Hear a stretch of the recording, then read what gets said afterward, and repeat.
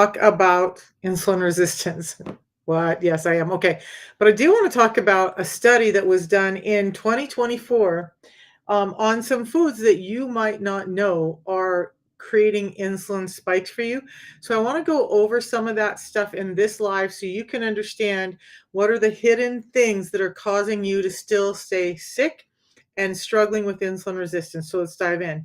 This study that was highlighted in Food and Wine in 2024 was identified specific ultra processed foods that significantly increase developing type 2 diabetes, and they include things like savory snacks, ultra processed meats, and ready to eat meals, as well as sweetened drinks. I've talked a lot about sweetened drinks, but let's talk about these four things that are causing you to be more insulin resistant and costing you health across the board. So, you might think that a handful of crackers or a quick fast food meal or a zero energy sugar energy drink isn't a big deal, but they're big deals. These everyday choices that we're making are setting us up for insulin resistance, blood sugar crashes, and eventually that type 2 diabetes that none of us want to have or talk about. So, that recent study found that these ultra processed foods significantly increase your risks. Let's deal with the first one, savory snacks, things like chips, crackers, processed cheese products. Okay, so pay attention to that.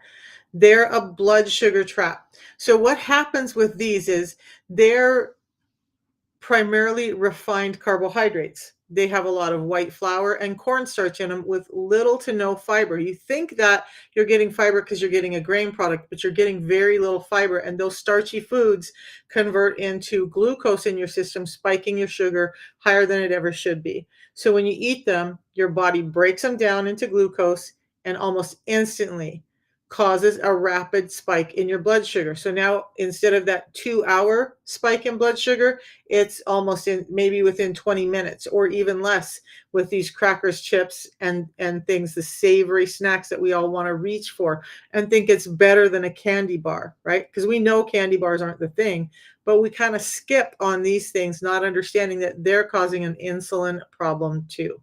So the pancreas now, because it's causing these blood sugar spikes, the pancreas is having to pump out a flood of insulin to clear the sugar. So, by the way, I missed maltodextrin is apparent in those. You guys know the difference between maltodextrin and resistant maltodextrin. Maltodextrin, check your labels. If it has maltodextrin in it, that's going to spike your blood sugar quicker and higher than table sugar will. It's a dangerous, dangerous thing. So make sure what you're buying does not have maltodextrin in it. If it says resistant maltodextrin, that's a whole different thing, and that very minimally spikes your blood sugar. But so there's a difference between resistant maltodextrin and maltodextrin. You got to know the difference. One creates this huge blood sugar spike, and the other does not. So know that first of all. But now your pancreas is working overtime, right? So it's pumping out this flood of insulin that's trying to clear up that sugar, and over time, if you eat them a lot, your cells stop responding to insulin properly, and that's insulin resistance. So it leads to constant hunger and weight gain, especially belly fat and blood sugar crashes. You guys ask questions if you have them along the way. I'm just here to drop some knowledge for you and hopefully give you a better solution to get all of this under control. So I want you to think about your body like a car. I love analogies. And so this one, you're thinking of these snacks like flooring the gas pedal over and over again. And your engine, your metabolism is revving so fast all the time that it just starts to wear down quicker than it should. When you're eating these high spiking, sugar spiking foods all the time, it's wearing your metabolism out. So we want to stop revving the engine all the time, okay? Then we're going to talk about ultra processed meats. Now, I'm going to admit, I do buy some processed meats, like some sausages, maybe some ham, but I pay attention to the sugar content in it. I pay attention that it doesn't have nitrates in it.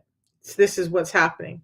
Those ultra processed foods are spiking your blood sugar because they actually are packed with things like they're cured with sugars or brown sugar with corn syrup. They have hidden carbs all packed into them to give them the flavor, that kind of sweet flavor that you like. So think about your sausages and your deli meats. They're really high in these things. And although they may not spike your insulin right away, repeated use of them causes an insulin problem. So they're loaded with those nitrates I talked about and phosphates, which damage. Why those are so important is they damage your insulin receptors. So if you're getting in a lot of nitrates in your food, that's going to damage insulin receptors that are already not working properly. Hey, Chris, good to see you.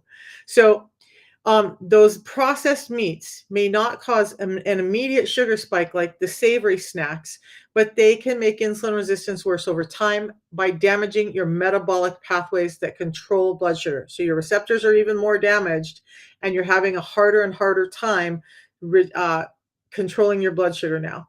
And that combination of high salt in those meats and the nitrates and the preservatives raises your cortisol as well, leading to more belly fat and higher blood pressure. Two things that are highly linked to insulin resistance. So with meats, those high processed meats, I want you to think of them like fake gas. Fake gas. So it's fake gas for your body, and it may seem like it's fuel. You may think of it like, oh, I'm doing carnivore. I'm trying to focus on heavier sources of protein, but you're getting these processed meats, you're still getting a lot of sugar. So they're filled with contaminants that slowly destroy your engine. Okay, your insulin and your metabolic system. So stay away from highly processed meats. And if you're going to have them, make sure that they don't have all of those preservatives, nitrates, and sugars embedded in them. You got to start reading labels. So the third big driver that we don't normally talk about is microwave meals and fast foods. We do talk about fast foods a lot, but they're hidden sugar bombs. So most of your packaged meals and fast food are designed to taste good, right? And we know that they're designed to taste good, and how they taste good is added salts and added sugar. And the added salt's not such a bad thing, but when you do it with added or excess sugars, then you have a big problem. Okay. So they're packed with refined carbs, white rice, white pasta, breading, and cornstarch, and they digest almost as fast as pure sugar. So now you're getting this big insulin spike from those packaged meals that you're getting. So they have sauces and marinades and dressings that are often containing hidden sugars in the form of high fructose corn syrup, dextrose, and remember, maltodextrin. So that's in those packaged meals that you're picking up like, oh, I'm just like this looks like a fairly healthy meal. I'm gonna grab it. I'm gonna, it's okay, but it's really not, because it's full of all of these things that are causing more and more damage to your metabolic system and causing more and more insulin resistance. So they also may have things like monosodium glutamate or MSG, which not only do you know that MSG triggers cravings, it makes you hungrier. So look for that on your labels too. High content of MSG is going to make you hungrier. So it also increases your insulin resistance. Now, the meals lead to quick blood sugar spikes that require a huge insulin surge. And over time, that is wearing out your insulin receptors, making it harder and harder for you to lower blood sugar naturally. And then the high sodium and preservatives, they cause water retention and high blood pressure, which is just making more of the problem, right? It's commonly linked to insulin resistance. It's when I talk about blood pressure, I give you 5 ways, but there are all these little things that just start understanding the small things and get rid of what you can and then work. I'm not telling you guys, the last thing I want you to do is to walk away from any one of my lives and feel like, oh my God, I got to make all these changes. Make the changes you can, understand what you can, and do better every day. That's what's really going to bring you to health. Trying to change everything all at once is not. Okay. So they lead to those quick blood sugar spikes that they give you higher blood pressure. So think about the ready to eat meals like this. They're like a sugar roller coaster. Okay. So you eat them and your blood sugars go way up, but then you crash really hard after them, leaving you hungry and tired and craving more sugar like right away. How many of you guys are eating and then a half an hour later, you're noticing that you're hungry again? It said to swipe, whatever. So let's deal with the last one, number 4. So we did savory drinks, we did processed foods, we did or processed meats, we did prepared meals, right? Yes, I do want to tell you there was a source that I used, and I'm not I am an advocate for them. I'm not an affiliate for them. Factor. I used to use Factor meals a lot because they were pretty clean. They didn't have all this additives, and it gave me that ease of having a meal ready if I was too busy. So just make a better choice for them. Okay. So sweetened drinks. So you hear people talk about soda all the time. I'm going to talk about fruit juice, energy drinks. They all have, well, not fruit juice. Fruit juice is just fructose without the fiber, and that's damaging your liver. But your high energy drinks and your sodas, they're just a lot of sugar without the fiber to slow that sugar spike down. But here's the kicker. So you think, like I did for years, well, I'm drinking a sugar-free soda alternative, right? I'm drinking the diet soda. I'm drinking the sugar-free ones. And I've had trainers and everybody tell me, "Oh, those are good for you. They're not going to harm you." What I want to tell you is those sugar-free sodas, those sugar-free drinks, many of them have components in it that are giving it so much sweetness that your body perceives that you're increasing sugar, so it's automatically increasing insulin without an increased sugar spike, but now you still have too much insulin in your system. So stay away from those highly sweetened drinks. So look at those liquid sugar, which is the highly sweetened drinks, they hit your bloodstream faster than any solid food. And you're not masticating, so you're not creating enzymes that helps you break down the sugars later. You're just drinking. Your jaw has a purpose, and it's more than just to break up food. When you chew, did you know that you're creating enzymes that are helping you digest and absorb your food in a correct manner? And most people miss that. So when we're doing protein shakes or we're doing fruit smoothies or we're doing drinks all the time, you're missing creating these enzymes that your body needs. The act of chewing is very important. Okay. So a single soda can have over 39 grams of sugar in it, which is more than the daily recommended amount by the American Heart Association. And their daily recommended amount is higher than it should be too. So in one soda, you're already exceeded that amount before you put anything else into your face, whether it be a fruit, a vegetable, anything. That one soda already exceeded your daily limit. Okay, so then high fructose corn syrup in sodas and energy drinks do more than just raise your blood sugar. That high fructose corn syrup turns directly to fat in your liver. And then now you're starting to get non-alcoholic fatty liver disease. Now you're starting to be at risk for cirrhosis or scarring of the liver and a whole host of other problems that come along with it. Anything that's high in fructose is damaging your liver. That's why they're getting rid of high fructose corn syrup. So watch the sugary drinks, okay? Even diet sodas, like I said, that say they have zero sugar effects, so they're not spiking your glucose. Like I just mentioned, they're still increasing insulin resistance because your mind is perceiving, your body is perceiving that you just dumped something really sweet in.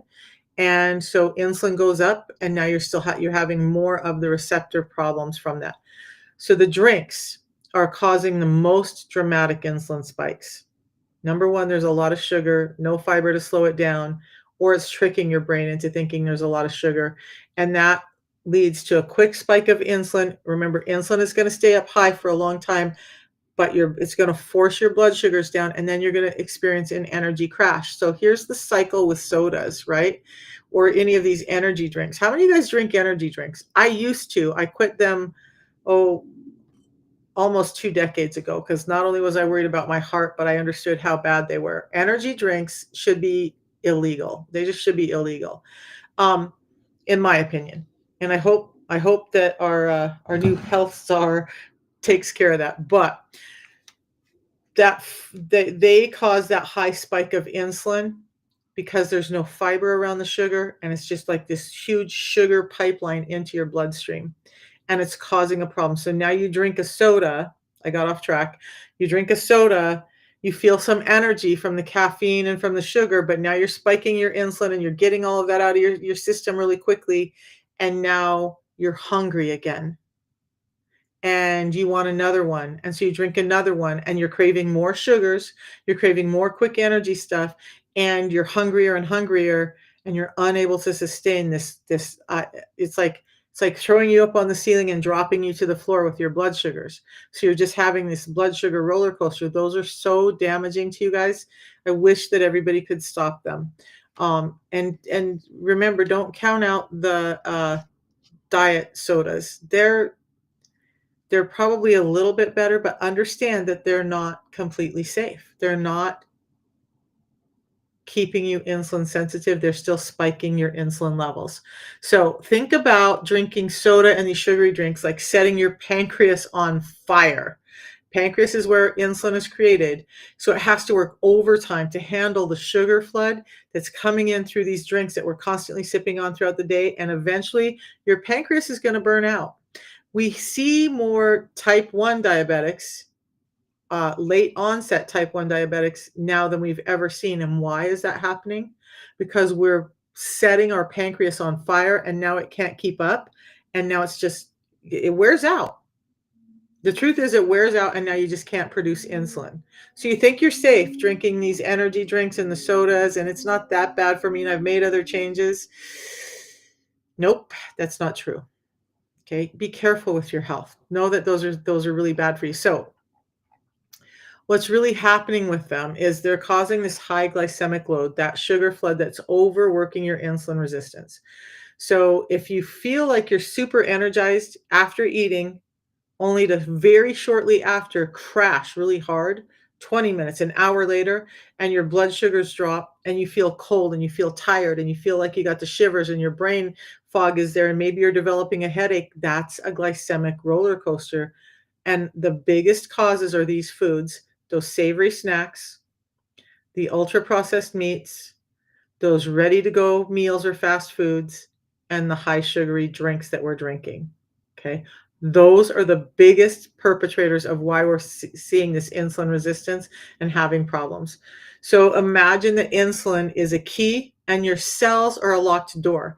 If you keep jamming the key in the lock so many times, too many times, the key hole gets damaged and stops working. And that's what high glycemic foods are doing to your insulin system.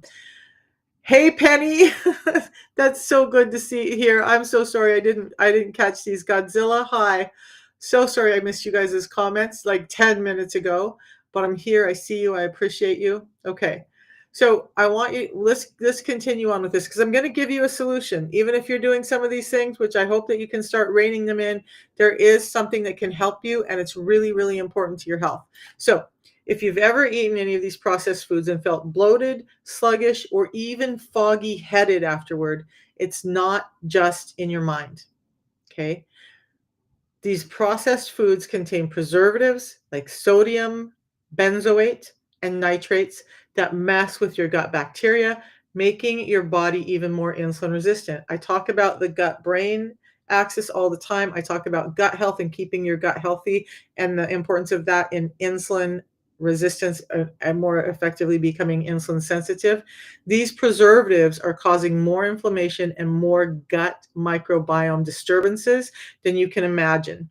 So, then they're also full of things like emulsifiers like polysorbate 80 and carrageenan.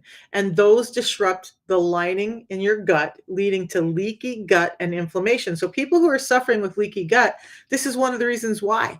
Those emulsifiers are causing your gut to start dysfunctioning. And then they have the artificial sweeteners like aspartame and sucralose. Now, sucralose is less bad than aspartame, but there's a reason we went from sucralose to stevia.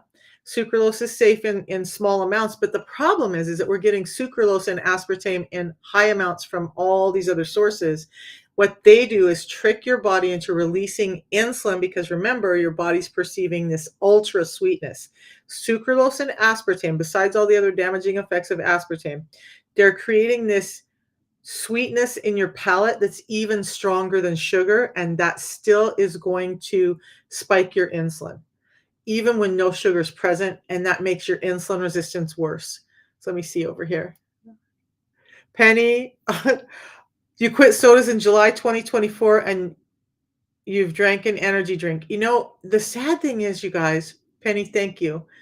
Um, so full stop, I still drink some diet soda and I'm trying to cut it out of my life, but it's like the one thing I allow myself and I know that it's damaging, so I'm trying to cut those out too.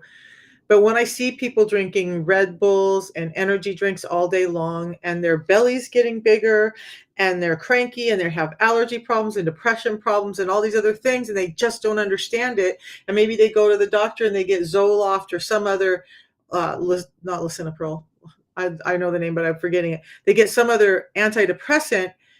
If they just understood that those energy drinks are actually causing a lot of the problem that they're experiencing in other areas. Energy drinks, you guys, again, I wish they were just outlawed. I just wish they were outlawed. That's my opinion. Okay, so remember, your gut is ground zero for your metabolism and your insulin control. When you're inundating it with all of these nitrates and emulsifiers and preservatives, you're killing off your good gut bacteria and you're creating more bad gut bacteria. And that is when you start to have this damaged system and more inflammation, oxidation throughout this body. It's not just in your gut that you're getting the inflammation. It's not just in a bloated belly. Maybe it's in your joints. Maybe it's in some brain fog dysfunction. Maybe it's, like I used to have really swollen knees. You're getting inflammation throughout your body. And let's stop for a second because you've never drank an energy drink in your life. Good for you, Penny. When I was powerlifting, when I very first started out, it was like the cool thing, right? Everybody had a Bang energy drink or they had a whatever. And so I would drink them before my workout. Couple of things for me. I started recognizing how damaging they were to my body. And then I also thought, I don't want to have to rely on energy drinks to get energy to make it through my workouts. What happens if I'm competing? I don't want to be hyped up on energy drinks for those competitions. I might be lifting, warming up, whatever, for 8 hours. I don't want to be forcing all of that in my body while I'm trying to compete. So I stopped doing them. The tea that I drink now, though, is giving you energy in a natural way that's not damaging your body. The Unamate has caffeine, so I never got the headache. So the Unamate that I'm going to talk about does have some caffeine, and I want to talk about the difference in the caffeine that's present in this and the caffeine like in coffee. Coffee is generally recognized as something that's safe, but we're going to talk about that. GRAS, generally recognized as safe. Boy, that's a bad word anymore. Okay, so we're going to talk about that. But I want you to think about all of these hidden disruptors, not just the direct sugar in your what's happening in your gut. So think about your gut like a well-built fence protecting your house or your body. And these additives, like these nitrates and the emulsifiers, they're like termites eating away at the wood of your fence. That protective fence is now getting eaten away by termites. And eventually that fence can't protect you anymore and chaos ensues, right? It's just chaos all over the body. So good. Welcome in, Mama, Leah, Tinkles, you guys, I see you. So the last thing I'm going to talk about with these four things. So we're talking about savory foods, savory snacks. We're talking about highly processed meats, packaged pre-meal foods or high, fast foods, and sugary drinks. So your cells should be like wait, I skipped over. We're talking about omega-6s. So now not only are they full of these other components, but your ultra processed foods are also loaded with refined seed oils. Oils are not bad for us, the right kind of oils. And we've just been told the wrong kind of oils are healthy for us. So seed oils, and I want you to think of lightly colored oils in clear plastic bottles. Things like soybean, canola, and corn oil. Those are full of omega-6s. They cause inflammation. They're also full of other components that are causing a ton of inflammation, making you more insulin resistant, causing more disruption throughout your body. So you get chronic inflammation from these oils, and they're highly present. Your restaurant foods, your fat, not just your fast foods, but most of your restaurant foods. And these packaged foods are really high in those seed oils. You guys, when you look at an oil on a shelf, if it's liquid at room temperature and it's a light color and it's in a light bottle, run. run the other way because that's a really toxic oil for you. Okay. You don't want to take that in. Okay. So, inflammation makes your cells resistant to insulin, meaning more sugar is going to stay in your blood instead of being used for energy. And worse yet, when omega-6 fats build up in your system, they clog up the insulin receptors, making it even harder for your body to regulate blood sugar. And that buildup on the insulin receptors doesn't just go away quickly. You have to do some work to get that changed back around. So most people have way too much omega-6 in their diet and not near enough omega-3. So I don't always talk about omega 3s, but one of the good things you can do for your health is take a good high quality omega 3. We need to balance that out. We need to get a balance between those omega 6s we're getting in and the omega 3s. Fish oils are really great. Salmon, fatty fish, you can do that if you don't want to take a supplement, but make sure you're getting in more omega 3s than than you're probably getting in now. So this time I want you to think about your cells like a well-oiled door hinge, okay? Swinging open when insulin tells them to take in sugar, but too much omega-6 is like pouring glue into the hinge. So now insulin comes along and it can't make that door hinge swing open and it gets stuck and insulin stuck shut and insulin stops working properly. So even when you're getting energy into your system and even when you have the right amounts of insulin, you're not getting it into the cell because those omega 6s are like rusting your door hinges. Okay. They're making them stuck. So that's why it's important. And those are really highly present in all of these, in the savory snacks, in those processed meats, in the packaged foods. Maybe not as much in some of the drinks that you're getting, but let me check these comments over here. So switching off the sodas, you thought you'd get a headache. So yeah, Penny. So I'm gonna come back and talk about the Unimate and the caffeine. And a lot of people are really worried about switching off of the sodas and the energy drinks and coffee and getting headaches from it. We'll address that in just a minute. So I hope you understand a little bit why these four foods, and again, these four categories of foods, savory snacks like crackers, um, and chips are really, really not good for you.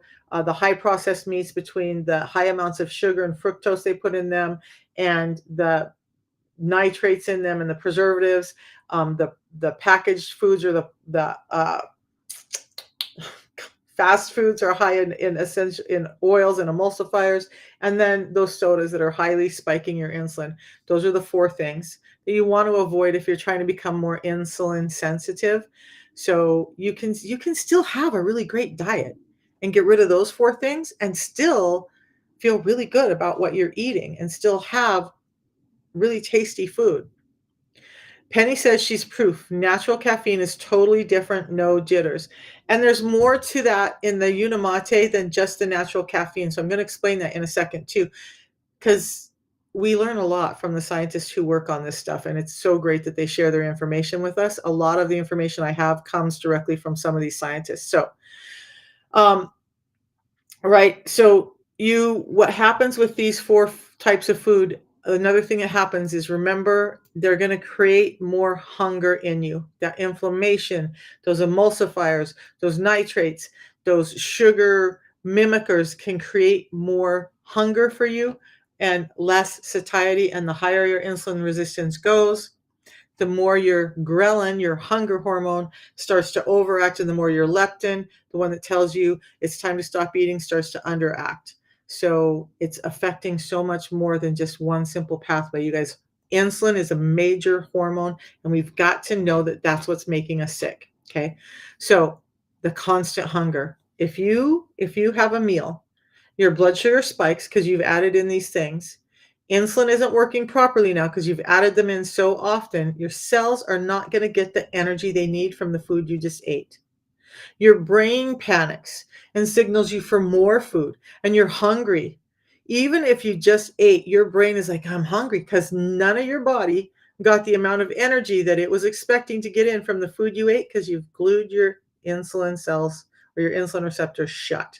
So they're not able to get the energy into the cells. There's a whole host of reasons that happens. So you might find yourself craving carbs, craving sugar and snacks all day, and your body's literally starving for usable energy, even though you've taken in plenty of usable energy in your body. Again, four foods that we want to avoid: savory snacks like crackers and chips, highly processed meats, think lunch meats and all the sausages and stuff that we get, pepperoni and salami too, guys. Those prepackaged meals or fast foods, and high sugary drinks. Just make sure you're paying attention to those and get them out of your system. Okay. So you're going to notice that you get energy crashes eating these because again your insulin is going so high and it's doing such a good job of delivering all of that energy that all of a sudden you have this disparity between the insulin that's in your system and the energy that's available. So you get those jitters, you get the shakes, you get migraine headaches, you just get cold, maybe you get goosebumps, you just want to lay down under a blanket and suck your thumb because you're so tired all of a sudden. You got enough energy in and you're getting bigger and bigger and bigger and heavier, but insulin resistance means the cells that need it aren't getting it, and so it's shoving it into your fat cells to store it because you took it in. And those four foods are making it much, much worse. So the hot you increase your risk for a certain amount of diseases as you start to become more insulin resistant. So those are going to be things like high blood pressure, um, PCOS or polycystic ovarian syndrome, and non-alcoholic fatty liver disease. Those are all really prevalent when your insulin resistance is out of control. And these four food groups actually lead to those in a way that you can't now imagine. So just make sure you're getting them out of your system. So what do? Penny started the system and she's gotten it under control. So the system looks like this, you guys. We're going to do a little bit of intermittent fasting because here's the thing. If you're snacking, one of the biggest lies that we've been told is that you need to eat every few hours to keep your metabolism going. That's a myth. Not only is it a myth, it's an entire lie. Eating every few hours is not helping your metabolism, it's killing your metabolism. You may see some difference in the short run, but as you damage your metabolism, you're going to start to find it harder and harder to lose weight and easier to put weight on. I'm living proof. I went to a system that told me to eat every 2 hours and I did it. And at first I was maintaining my weight. And then all of a sudden I started packing on weight and I just couldn't seem to get it off no matter what I did. We don't need to snack. We're not built for it. We're not supposed to be eating every 2 hours. Another interesting study they did when they tested people who were told to eat every 2 hours, eat 6 small meals a day, they were actually eating 16 times a day. Now imagine every time you eat, you're spiking your insulin, you're spiking your glucose.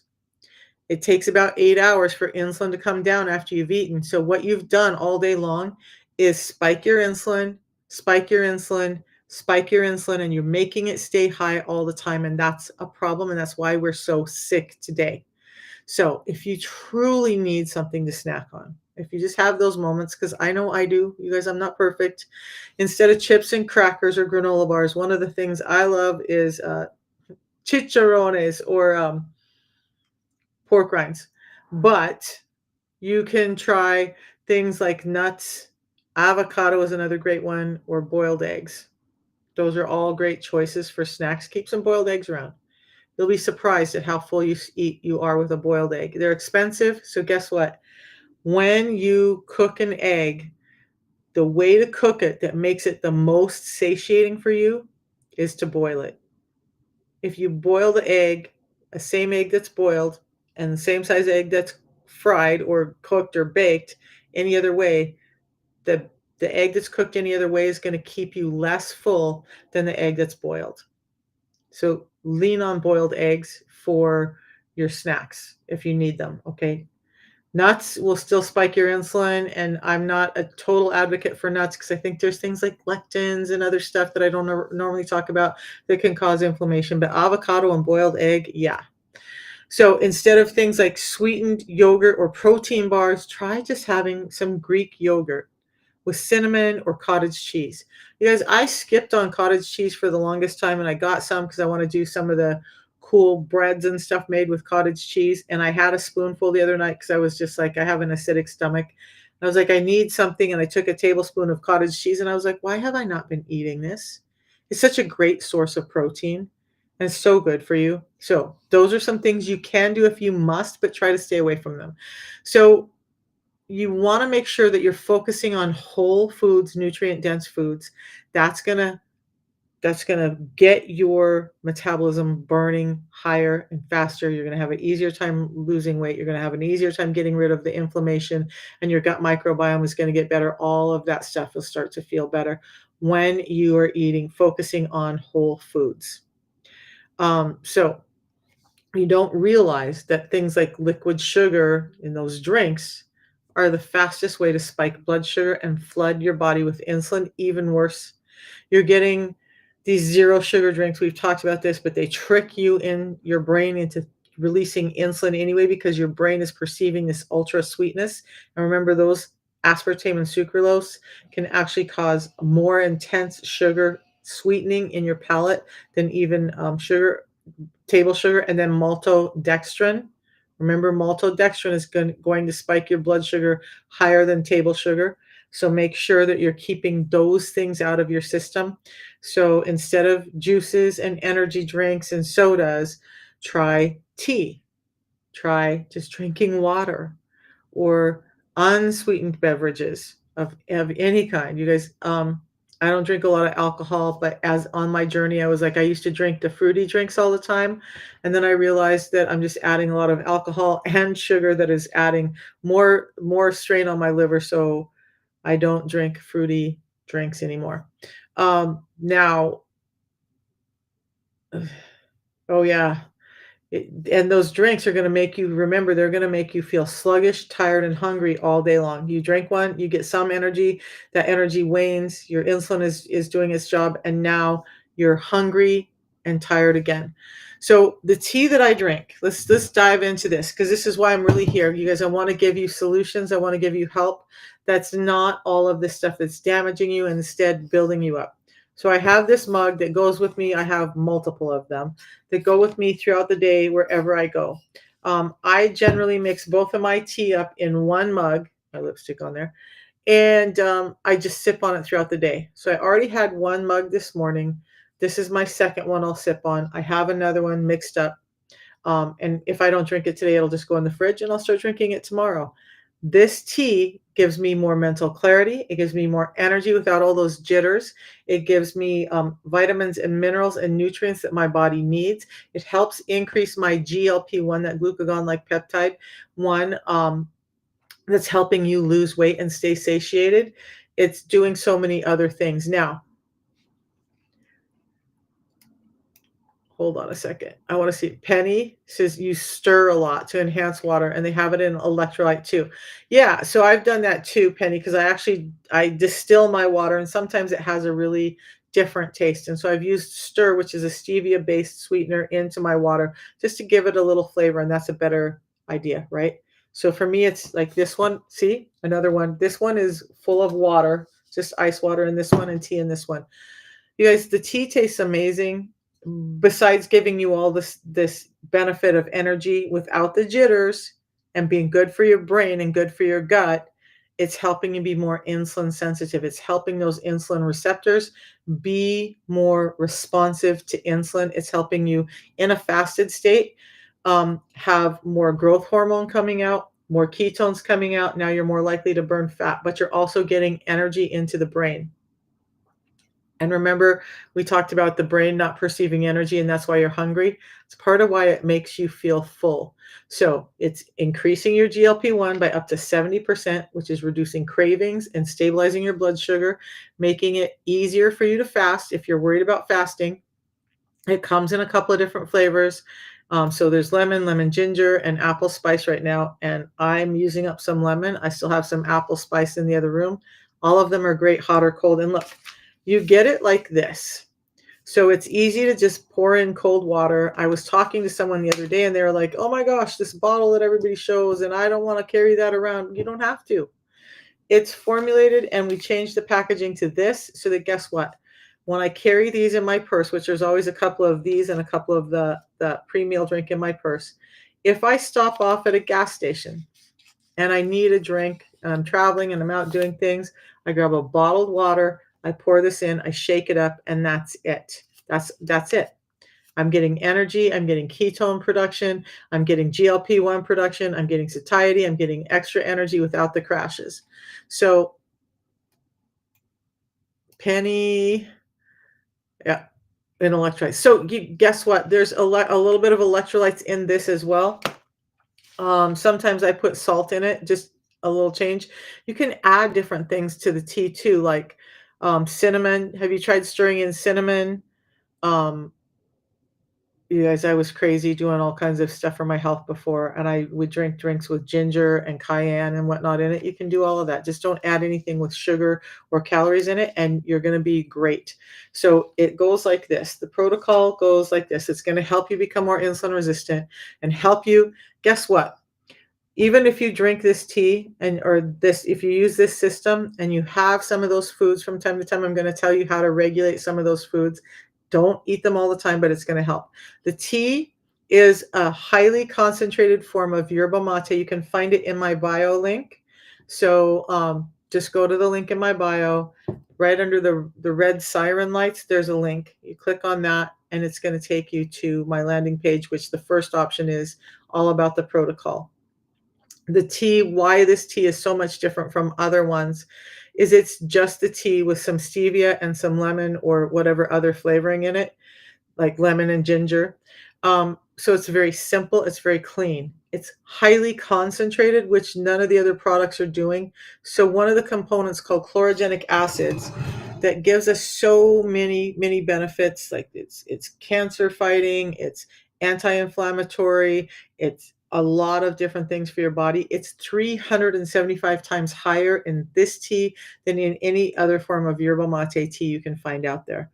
But not only that, not only have we taken it and we've made sure that we fire roasted it so that we get the components from the stem and the leaf that we don't need you to take in, so that you're getting it standardized. It also allows us to standardize it. So you're getting in a consistent amount of the components that we need you to get in. We test it for that.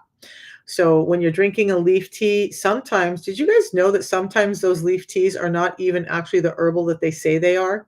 There are herbals that are very similar, and sometimes growers will pan off the other teas as the tea that you're supposed to be getting, and they will not have all the benefits that you're getting in with the yerba mate. So we've handpicked it, so it's ethically, sustainably harvested. We then fire roast it to get those components out. We extract it, we concentrate it, and then the big thing with this tea, and why the tea over coffee, because now the last step we do before it gets packaged and sent to our warehouses to send out to you is we take it through a process that hyper purifies it. So pesticides, other toxins, those PAHs, microplastics, and this one, microplastics and molds are high in most coffees, you guys, unless you have a really expensive brand of coffee. But molds are very present in most of your teas and coffees out there. And we've stripped all of that away. So now you're getting all of the healthy stuff without all the damaging stuff, and you're getting it at a much higher concentration that you'll actually feel. Most people will feel it within just a couple of days. Boost in energy, boost in mental clarity. You can start to see some swelling and some cravings start to go down. I've had people who told me they were extremely food addicted and that they were never going to be able to do intermittent fasting, as in just eat during an 8-hour period. And day one, they're calling me saying, "What is this stuff? Because I'm no longer hungry. I haven't even thought about food all day." That's the goal of it, you guys. It's helping you with all of that satiety so that you're not feeling hungry. It's helping your gut microbiome. It's helping with those cravings. It's helping you with mental clarity and energy. It's helping you with physical energy and clarity. And there's nothing else like it on the market. Plus, it's listed in the PDR, the prescriber's digital reference. None of those other products you guys see out there right now are listed in the PDR. Why is that important? So the same resource that lists for pharmacies and your doctors that same resource where they look up your other therapies, this is in there. So now that means if you have diabetes, if you have insulin resistance, your doctor can prescribe this protocol to you, and you can then turn it into your insurance or use your HSA to get it or your FSA to get it. And bam, now you have something that's medically proven, clinically proven to help your health that you can actually get refunded on from your insurance company. It depends on each insurance company. But I dare you to find the other products that will tell you that they can do that. All right. So the pre-meal drink part of it is just what it's doing is it's helping slow down the sugar spikes. It's helping you um, with gut microbiome. Yes, of course, it helps you with regularity, but it's really encapsulating the sugars and slowing down how quickly they hit your system. So this is what you do. If you're having those snacks, those savory things, those, once in a while, or the processed meats, or you just have that pre-meal drink with that meal, and it's going to help blunt some of the effects of that. Now, the better thing would be to just not have them, but if you're going to have them, think cakes, cookies, breads. You go to a wedding, you go to a birthday, you do whatever. You have that pre-meal drink beforehand. It will reduce a blood sugar spike and therefore an insulin spike. But the blood sugar spike will be reduced by up to, I've always said 40%, but I was rereading the science and it says 43%. It can stop a blood sugar spike by up to 43%. The 2 teas in a day can increase your GLP-1, which is what people are getting in those injections, by 70%. I did a whole talk on GLP-1 and the dangers of those synthetic ones and why people are leaning on GLP-1s yesterday. So go to my YouTube at Brilliant Health with Misha and watch that live about the GLP-1s there. Okay, so you guys, the system makes it very simple though. If you could, when I very first started, I did not have as healthy a diet as I have now. I was struggling. I had given up. Hey, world famous, it's so good to see you. So I had given up. I was driving for Lyft and Uber. I was working, 10 hours a day until they shut me off. And I was working overnight. So there was no way to keep food fresh in my car because I'm doing a lot of airport runs, all the things. I couldn't. And so one meal a day, at least during that 10-hour period of driving, was from Jack in the Box or McDonald's because those were the only two places open during the pandemic, especially at 3 a.m. when there was a little bit of a lull in my day that I could grab a bite to eat. And how I got better, got rid of my skin tags, got rid of my skin discoloration, got my eyesight better, my hair growing back in on my head and not on my chin, got my inflammation gone, my hypertension down, lost weight. That was me when I started, was just this system. And it just meant that I would have this tea in the car with me instead of grabbing a Bang energy drink when I was tired. I would just simply have a bottle of water, pour the tea in it if I felt like I needed more clarity to drive through the night. Building health in my body and not tearing it down. For you guys, what it's going to look like is you wake up in the morning and you start drinking your tea. It's going to help you with satiety. It's going to help you with ketones. It's going to help you with growth hormone. It's going to help you start to change your gut microbiome around, and it's going to shut down your hunger while you get energy that's not making you have jitters or feel crashes. You have that tea in the morning, and then you have another one at whatever point in the day when you start to feel hungry again, or when you start to feel a dip in energy. And because it's real food, you don't have to limit. So I always make sure I get in 2. Some days I get 3 in because every time I drink a packet, it has all the vitamins and minerals highly present that are needed to sustain life. So now I don't take multivitamins. I don't take any of that stuff. This is what I do, and some vitamin D3 in a amazing product we have called Bone Complex, which is balanced with calcium, magnesium, zinc, D3, and K2. And so that's also very important to your metabolism. But that's all I do. A tea in the morning. Actually, I put 2 in together and sip on it all day. A tea in the afternoon. And then I have the pre-meal drink anytime I eat, but you just need to have it with your meal that has the most amount of carbohydrates in it. The only thing you buy on the potato chip aisle is pork rinds. Yeah. I was talking to somebody new this weekend and they were like, well, what do I do? And well, you use pork rinds. And guess what? You can use the pork rinds for um, your crust on, foods that you wanna have a little bit of a crust on it instead of flour. Pork rinds are amazing. Um, just make sure they're not saturated in those seed oils, you guys. And here's the other thing with the system. So you're intermittent fasting. The system is going to help you achieve that. Your day is fine. You're not hungry most of the day long. It's 4 in the afternoon. I'm starting to get hungry. I will probably go fix some kind of protein laden meal after this live. And then um, I will finish my drink at some point during the day because I still have a long day ahead of me. And that's it. When I wake up in the morning, it's just gonna start over. We're just gonna start with the tea, do a little bit of intermittent fasting, have a meal when I'm hungry, and then wait 4 to 6 hours to have my next meal, do it all over again, and just those 3 drinks, a tea in the morning, a tea in the afternoon, and a pre-meal drink before your meal with the most amount of carbohydrates in it, and that's it. If you wanna have Mexican food, have it. If you wanna have pizza, have it. If you wanna have burgers once in a while, have them. Alma, let me put the link in over here. Um, let's just give you guys this one. By the way, I've just recently created a little page that explains the system, what it is, how much it costs. It costs about $5 a day, and then you have a choice to purchase or to get a hold of me if you need more answers. Yeah, Chobani traditionally was so Penny says she noticed Chobani has a line that they sweeten with stevia. You tried it, it's good. I haven't tried it because I just at some point I moved away. I used to be a big yogurt eater and I was a big Chobani eater, but man, they were laden with sugar and fructose. So I just don't even go there in the aisle anymore, but that's interesting. I do use yogurt, sour cream, cottage cheese to give myself fats in some things that I make. If I do have a protein shake, I'll add in some yogurt or some not necessarily sour cream, but and I like to use those as sauces for sometimes with chicken, right?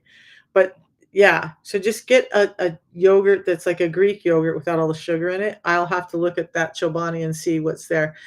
The other reason I don't eat yogurt anymore is because I don't snack like that anymore. So, I just don't have those yogurts because I don't have snack a lot of snack food in my house. I do have some, but I don't have a lot of snack food. My food is revolved around 2 big meals of the day, and my food is revolved around eating protein, getting in high quality fats, and starting my meals with fiber. So, and limiting the carbs. So there's not a lot of carbs in my house. However, I do have some bread in my house, right? I do. I don't have any seed oils in my house. And as a sugar alternative, I have stevia as well. Um, but yeah, you guys, there's so many crazy good people out there putting out recipes that are keto or low carb or that don't have all the other stuff in them. Just find them. There's so much out there right now. But yeah, shocked. You love allulose. I don't know how to respond to that one, but okay. You guys, so the system again, you're just gonna find it in my link in my profile, whatever you're on, whether you're on Facebook, YouTube, there is in if you go to my page on those platforms, there will be a link that tells you how to get to my landing page. And it's not just about this where to find the product, but there's a way to get a hold of me encrypted with WhatsApp. You can message me and we can have a talk and see if this is right for you.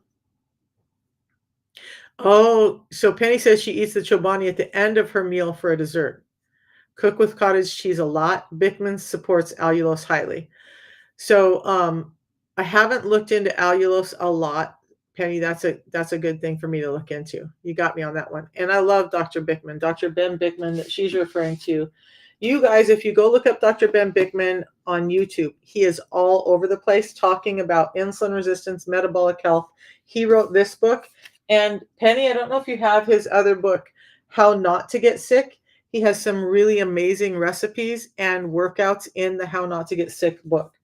By the way, since we talked about that, you guys, I do have a free ebook that you guys can all download if you want to start to get control of your insulin resistance. My six simple steps to managing insulin resistance.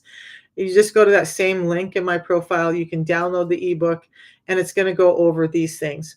Fiber first, prioritize protein, fill with fats and don't fear them, but know what fats to eat. Limit your carbs. And then we want to do some time-based eating or intermittent fasting. We've got to give our insulin a break. We don't need insulin in our bodies all day long, every day. And it talks about that in the little ebook. Then it's move your body.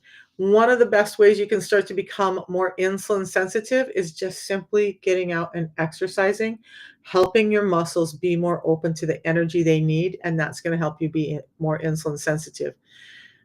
Does anybody guess what muscle group is going to help you the most, though, if you're going to go exercise? Which one is going to help you the most?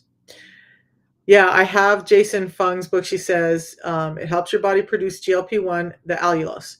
You have several books, Jason Fung's books too. I have the Obesity Code, the Cancer Code Cookbook, and the Obesity Code Cookbook from Jason Fung. By the way, you guys, I did a talk on kidneys last week. Jason Fung used to be a kidney doctor, a nephrologist, and he started working with metabolism and intermittent fasting because he noticed how highly linked metabolism and the kidney dysfunction that he was dealing with in the system in his clinic was. Um, He's an amazing one too. But Dr. Bickman actually helped formulate this protocol to help the average person be able to start to get control of insulin resistance. Now, if you're a Steve Goggins type of mindset, you can just go out and change everything overnight and start to you want to go all carnivore or whatever, do that. But for the rest of us who need help, who need support, and who need a way to feel like it's sustainable, the system gives that to you. And the system does it in a very, very simple way. Again, it's like $5 a day. That's less than a Starbucks a day. And it's going to give you vitamins and minerals. It's going to give you sugar support. It's going to help you start to become more insulin sensitive. It's going to give you a ton of energy. Penny, I said I was going to talk about the caffeine. Energy with this drink that I'm drinking now. You'll get energy. Though it's 4 o'clock, I'm still drinking one. I will still sleep fine tonight, but my body's used to this now. This caffeine is different. Molecularly, it's slightly different than the caffeine you get in coffee and that they're putting in Red Bulls and stuff. It's naturally occurring in this plant. But the other things with that are there's adaptogens that are in this tea that help slow down how that caffeine acts. It's so much different from coffee that the Argentinians call it morphine. So there's chlorogenic acids, there's theobromine, and there's mate saponins. And what those three components do is they help mediate that caffeine. So instead of you getting this quick rush of energy that then you crash from, it helps stabilize the energy. So now you get 10 to 15% more energy and stamina throughout the day without the damage to your heart, because it actually has heart healthy components in it, helping balance your heart. So if you have a high blood pressure, you can start to see that come down. If you have a low blood pressure, many people have been able to see that to start to come up. So there's components in there naturally occurring that help to manage that back to a normal level for you. With that, my blood pressure was 180 over 150 before I started the system. It's now 110 over 74. I'm still a little fluffy. That's my genetic type. There's other things going on. I'm 61 years old. And at that, I have a blood pressure that's 110 over 74, and I take no prescriptions. Hey, Dr. Naka. It's good to see you again this afternoon. So no medications, and my health is better than it's been in years. I worked with doctors. I was in clinic. I worked in hormone clinics. I worked in infectious disease. I worked in urgent care. I've done x-rays. I've done the whole schmear, and nobody was able to help me with my health. I even went to nutritionists. I went to Jim Bro, who was coaching powerlifters and bodybuilders, and 3 months on his program and nothing changed, and he couldn't figure it out. And this system is the only thing that changed after I did all of those things. So I wasn't somebody who was laying around like, "Oh, I don't care. I'm not gonna do anything." I was trying everything and nothing worked for me, and I was gaining more and more weight. I was getting sicker and sicker, and I found this protocol and everything changed. So, if you wanna talk about the protocol, let me know, and I would be more than happy to get you on your path back to better health and help you start feeling better. Tinker, just reach out to me. Christine, either, go to the profile link. TikTok doesn't let me put links in the comments. They just won't show them to you guys. But if you go to my profile, there's a link right under the red light symbols in my profile, right next to my picture. Click on that link and it will get you to the information. And let's just get you started and get you started feeling better. You guys, I was one of the skeptics. I I have ADHD, so I'm always willing to give something a try, right? But I felt like I was throwing darts at a dartboard, and I suck at darts, when I started because I had tried the medical medium, I had tried veganism, I had been doing keto, I had done all the stuff, the recommendations the doctors gave me, and I felt like I was lost. I felt like nothing else was helping and nothing was going to help, and then I saw somebody talking about this protocol 4 years ago, and I was like, "You know what? I gotta try it." It's got a 90-day money back guarantee. Um, what have I got to lose? And so I tried it, and the first I'm gonna be very, very honest. Penny, I'm gonna read your comment in a second. But in the first 30 days, one of the reasons I mean, I wanted to get my diabetes under control. By the way, clinically, I'm not diabetic anymore at all. Okay, my numbers are all in normal range. But I also needed to lose weight for a surgery that I had to have for a hernia. And I couldn't lose weight. No matter how restrictive I was, no matter what I did, I could lose about 5 pounds and that was it. And, so I did this. The first 30 days, I did not see a change in my scale. And so the guy who introduced it to me called me and was checking in, and I was like, "Yeah, well, everything's going good, but I'm not losing any weight." So here's the thing before I hop off today, I wanna remind you guys of. Weight is not about or fat loss is not about your weight. When you're insulin resistant, you're less likely to put on healthy levels of lean tissue, things like muscle, ligaments, even your bones suffer under insulin resistance. When you turn the insulin resistance around, your body naturally starts to be able to not just tear down bones, but build them up to help you have healthier, stronger ligaments, to help you have more natural levels of muscle. So, although I was losing fat in that first month, I was also gaining muscle. So my scale weight didn't change, but you know what changed? My measurements, how my clothes fit changed. I bought a pair of shorts that they back then that was 4 years ago. They were like denim and they were ripped up and they were acid wash and they were cool and I was going to, I never wear denim. So I was like, I bought these shorts. I'm going to wear them this summer because I mean this thing is going to work, but I still didn't believe it would work like it did. And that day, 30 days in, I was like, "Well, I forgot to take measurements when I started." So I ran and I got the shorts, and these shorts that I bought that were too tight and wouldn't button up when I bought them were buttoned comfortably. The legs and butt were already starting to get loose. And by the time summer actually rolled around, by the time it warmed up enough in Idaho for me to wear those shorts, they were just too big and I couldn't wear them. I think I forced myself to wear them 3 times and I felt uncomfortable in them every time, and I finally ended up giving them away to a friend who was bigger than me, and, that was that. But understand that your weight may not change at first because you're losing fat, you're building health, okay? So, I didn't believe it, and I was a little bit PO'd at 30 days because I thought, "Yeah, I have better energy. Yeah, my skin tags are going away. Yeah, my inflammation is going down. Yeah, my joints aren't hurting as much. Yes, I'm sleeping through the night, but damn it, I didn't lose any weight." Like, how messed up are we that that's what we gauge our health on? And when that got brought to my attention, then I started paying attention, and it seemed like every month for the first year, something that was on my medical health list that I was ailing from was getting better. Every month, I would recognize that something else got better. And it was just 2 teas and 1 pre-meal drink, and I still had pizza. I still had hamburgers. I still had that stuff. I don't do it like I did then. Now, But in the beginning, I didn't have to make big drastic changes. So Penny says she's off of 3 diabetes meds because of this protocol, including the jab, and since September 1st, her endocrinologist took her off all medications. Her endocrinologist supports this protocol. Her primary doctor is hard-headed. Most primary doctors are. Most primary doctors are like, I don't believe in that. Even with all the science and the clinical data and all that, we have cardiologists, we have oncologists, we have endocrinologists, um, we have pharmacists who are all proponents of the system, this protocol. But primary doctors are a little bit hard-headed, right? They're overwhelmed. They're looking at so much stuff. Penny, you could listen to you around the clock. Sorry, talking too much. No, no, no, no. How long was it when they removed diabetic from my chart? Technically, in the first 6 months, my A1C was back in normal range. But at a year, what happened was um, I was getting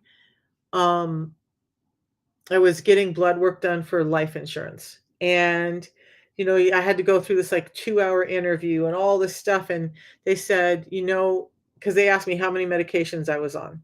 I'm like, I'm not on any. I'm 57 years old. I'm not on any medications. They're like, well, we're going to be able to tell if you are. And I'm like, I know. I worked in doctors' offices. I was, looking up what medications people were getting because we had people who were narc users that they wanted narcotics all the time. So we were looking that up. And I'm just like, I told the guy, I know that you're going to be able to find that out. They're like, well, we're going to do your blood work. So at just under a year in, Penny, I went in and I had my blood work done and everything, including my blood pressure, was in normal range. I think at that, I have white coat syndrome. I worked for doctors, but everybody gets it, right? Um, I think my blood pressure was at like 120 over 76. The systolic can go up and down depending on stress, but my blood pressure was technically in normal range. My A1C was at 5.3. My triglycerides were in order. Everything was in order. And at that point, the doctors who didn't know I was diabetic before never classified me as diabetic 1 year in. I have been interested in getting a CGM. I have not done that yet, and I should do that in this next year. It would be interesting. You guys, I do like CGMs. I'm going to say that I like CGMs, especially if you're tracking how your blood sugar spikes when you eat certain foods. That's going to tell you a lot because not everybody's the same. Not the foods that are safe for Penny are going to be different than the foods that are safe for me. Things that I don't react to as well are going to be highly insulin driving for Penny. CGMs, I think, are a great gift. Um, all of your cholesterol and triglycerides are in range. No more out of whack. Penny, amazing, right? And 2 teas, 1 pre-meal drink. Do you feel like you were restricted or like you're living without or you're having to do something that you can't do for the rest of your life by doing the protocol, Penny? She's over on YouTube, by the way, guys. Um, One of the things I hear the most is that people are saying how easy it is. Like, I get it. I forget to take it from time to time too, but you know what? I forget to take it from time to time. It's not like a medication that I'm going to crash if I don't take it. I just take it whenever I can think about it. And most days I'm right on spot, but I don't feel restricted. My grandson comes over on the weekends. He likes to have breakfast on the weekends. It's no longer a 16-8 for me. I have breakfast with him. I have lunch with him. I have dinner with him. And my food intake is a little different with him than it is normally for me. Today I had a little more carbs in my first meal than I would normally have, but I had some leftover Mexican food from my dinner on Friday night. So I finished that off. Grilled chicken breast with some seasonings on it, a little bit of rice and beans. But I don't feel depleted. I don't feel like I can't have what I want. I made barbecue chicken nuggets. I've made orange chicken. I love chicken, but I cook what I like. And I just try to, pay attention to those 6 simple things that I make sure that I get in my fiber first, which is in this 7 different types of soluble and insoluble fiber in this that are helping blunt blood sugar spikes. I Prioritize protein. Most of us are not getting in enough protein. So unless you're having a kidney problem, you're probably not getting in enough protein. And if you eat protein as one of your first things that you eat after your fast, you're going to stay fuller longer. When you throw carbohydrates in your mouth after a fast, you're going to be hungry right away and you're going to be struggling. Proteins and fats should be the first thing you eat. So, fiber first, prioritize protein, fill up with fats, limit carbs, especially bagged box barcoded ones, do some time-based eating and move your body. There's a couple of other ones I threw in there as a bonus. You guys, you got to get away from the blue lights and get to sleep. That blue light, and these are blue light blocking glasses, but that excess blue light that we're subjecting ourselves to messes with our cortisol, and cortisol levels mess with our insulin, and it's causing problems. Getting enough sleep, which is also impeded by getting in too much blue light throughout the day, is also creating more cortisol, which is creating more insulin resistance. So, two little bonuses in there. Prioritize your sleep and do anything you can to start regulating blue light. Yeah, and that's exactly so Penny, that's a great thing. So I want people to know that too. When you do sit down to a meal, now we say fiber first, and the glucose goddess says that too. I'm just doing this instead of having a big salad or something first. I do this, then I dive right into my protein, whether it's steak or chicken or fish of some sort. I have my protein next. And it's often accompanied with fats like avocado oil, extra virgin olive oil, coconut oil, butter, or ghee. I don't cut the fats off of my meats. I don't take the yolks out of my eggs. We need those fats. And then if I have carbohydrates, they're the last thing on my plate. Now, with the Mexican food, they're kind of all jumbled together, but generally it's proteins first after I have my fiber and the fats, and then the carbohydrates are what's left.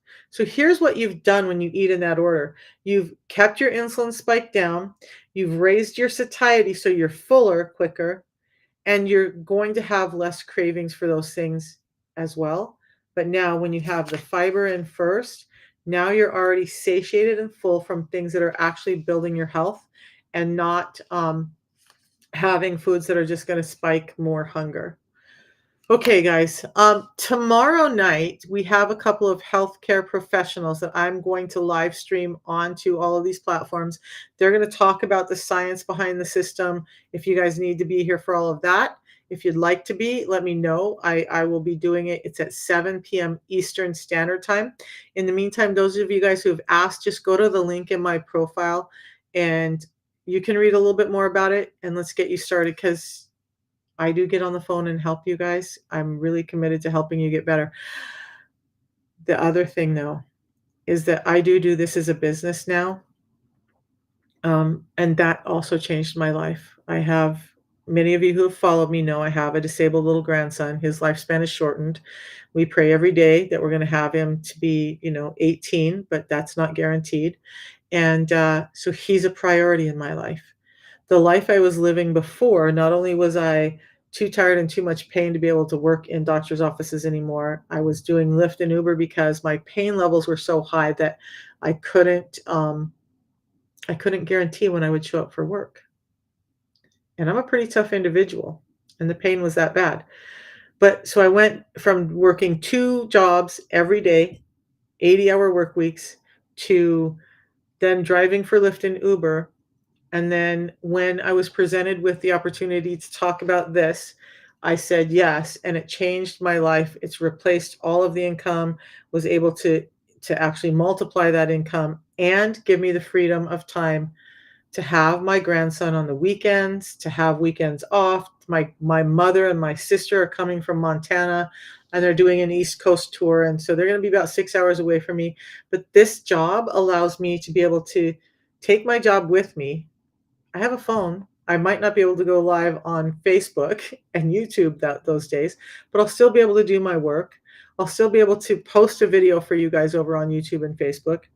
I'll still be able to do everything I need without feeling like if I take the time off, I'm not going to have income and I'm not going to be able to pay my bills.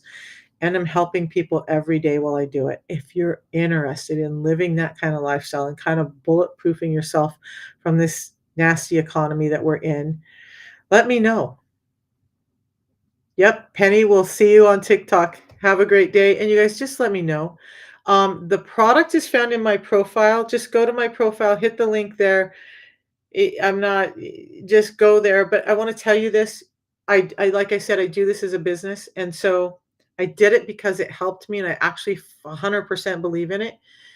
But if you go to Amazon, eBay, Walmart, you're gonna pay more, you're not gonna get any of the guarantees, and you're not gonna get, the help. So just go to my link in bio and find it there, and I'm more than happy to just be very transparent with you and help you with whatever part of this you're interested in. But I am looking to build a team of people who are not as nerdy as me, who just wanna help people get better.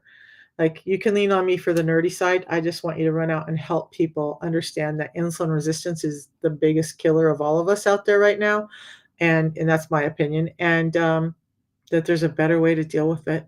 Because I did a video the other day where somebody said, "Well, if this is true," I was talking about fat and insulin, and they said, "If this is true, why is it that they give you insulin or, drugs that are spiking your insulin more as a result of this disease?" And I'm like, "That's a very good question, and we shouldn't be giving those things." And according to Dr. Beckman, we definitely shouldn't be. So I will see you guys tomorrow. Not sure what I'm going to talk about tomorrow. If you guys want me to talk about something in specific, message me. If not, I'll find something, and then we will talk about that. But before I end out, remember, in this whole journey, try the protocol, but then keep your snacking at bay and keep these 4 foods out of your diet as much as possible. It's going to help you. So savory snacks, chips and crackers, processed meats, so lunch meats and sausages, um, pre-packaged dinners, and those sodas and high sugary drinks like energy drinks. Those 4 things are going to cause bigger insulin spikes than you can even imagine right now, and they're slowly killing you off. So stop them, get them out of your life, and we'll see you tomorrow. Okay? You guys have a great day.